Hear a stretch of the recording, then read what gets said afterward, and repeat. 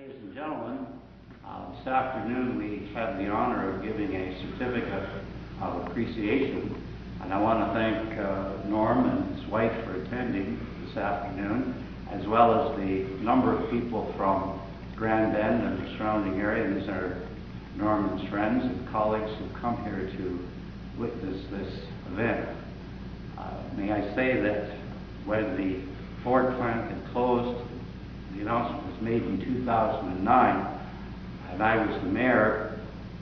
I was bereft as to really what should be done, and there's an awful lot of things going on in Southfield Township and the county, and I knew from the very beginning that whatever had to be done, it had to be someone from the inside.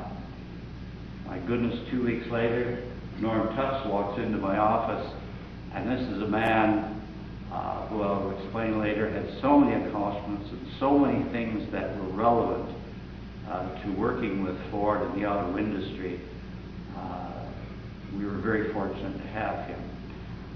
To welcome you here and to welcome Norm and his wife, I'll ask the worship the mayor to bring greetings from the city. To worship.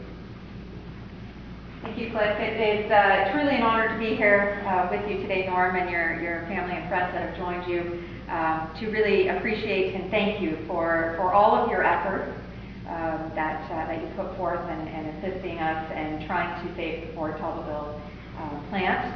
Unfortunately, we know how it ended, which is too bad. I know you put a lot of time and energy and really into that whole project, and we know that without you pushing that behind, they certainly would not have heard us and would not have listened to some of the concerns of ours that were certainly present in the community. So thank you very much, and it is certainly a pleasure and an honor to be here with former Mayor Barwick and to be able to present you with a certificate of appreciation.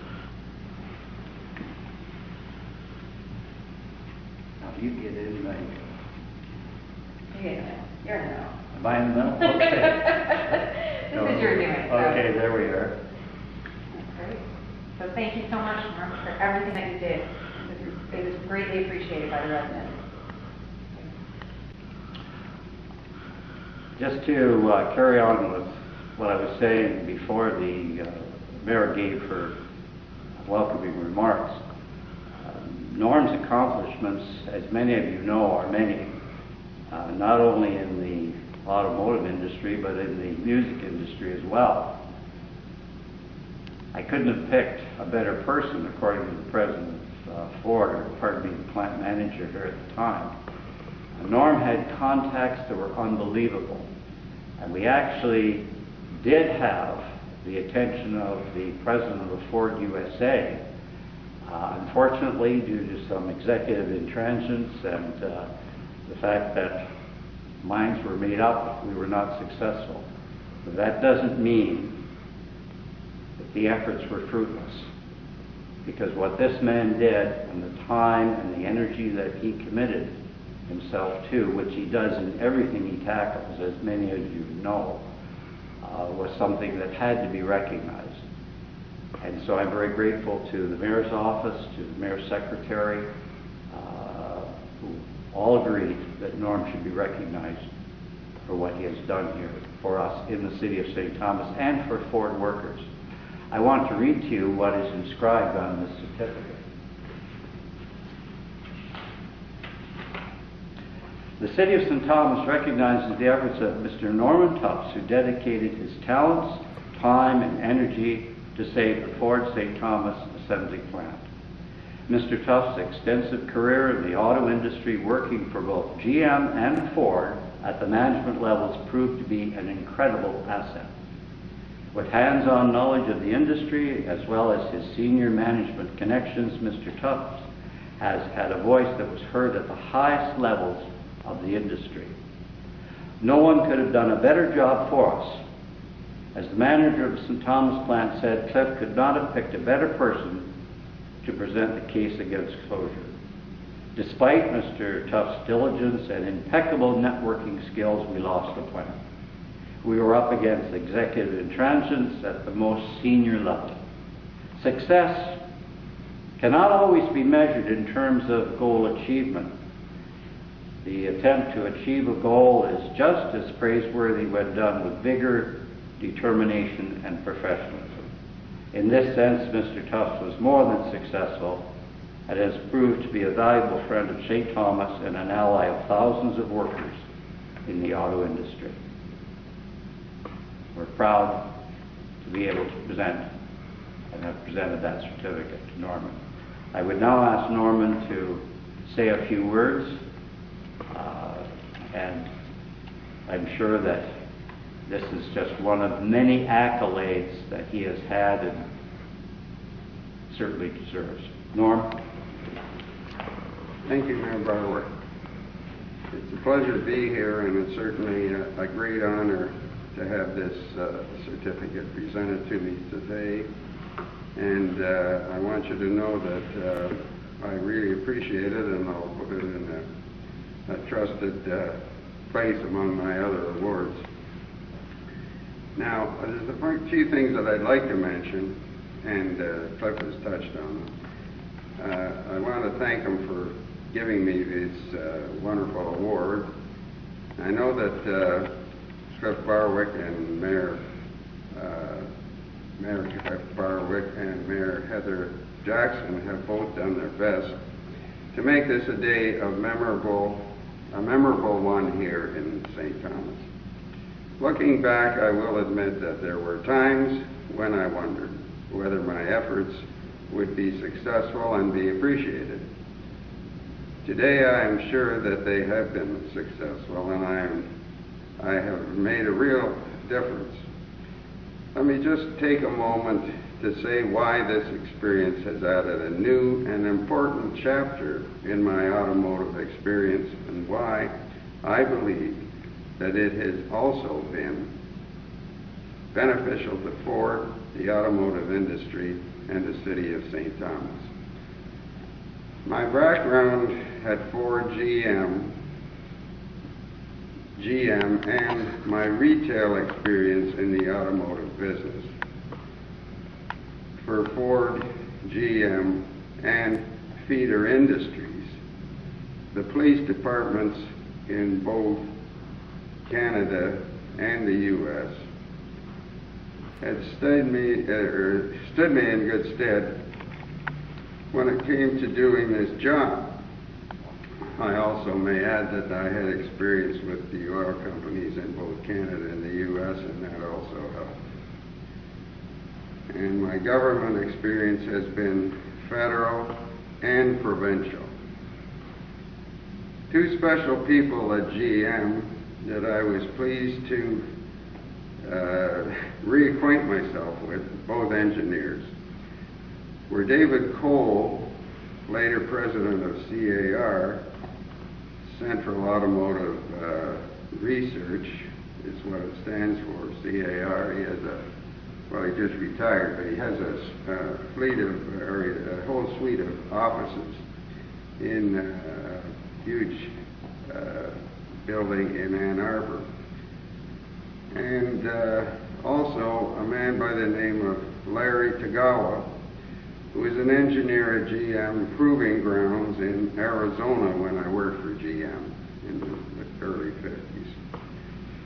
Now, both these gentlemen are very, very astute individuals, and they both had no hesitation in telling me that there is only one Crown Victoria when it comes to police business. And as Mayor Barwick can tell you, I also bought a police car when I was on this 4-year crusade to save the planet. So I was very happy to acquaint myself with these individuals again, and I want to make particular attention, or draw your particular attention to David Cole. You may not be familiar with David Cole, but David Cole has been the president of the Society of Automotive Engineers on a number of occasions, and that's very special in the automotive business. David also, of course, was an engineer and spent his entire life as an engineer with GM.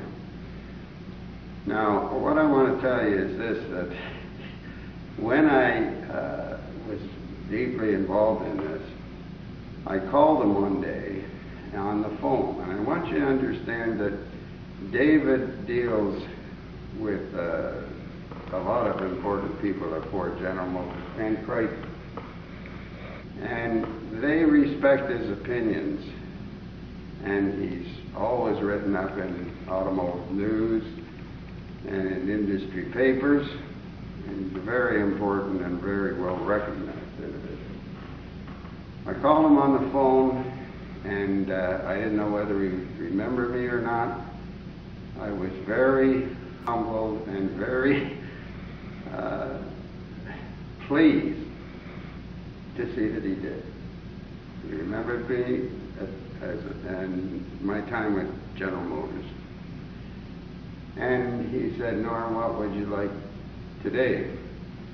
So I said, "Well, David," explained to him that I was on a crusade, explained to him what it was about, and I said, "I wondered whether you'd be good enough to have an appointment with me, or let me have an appointment with you."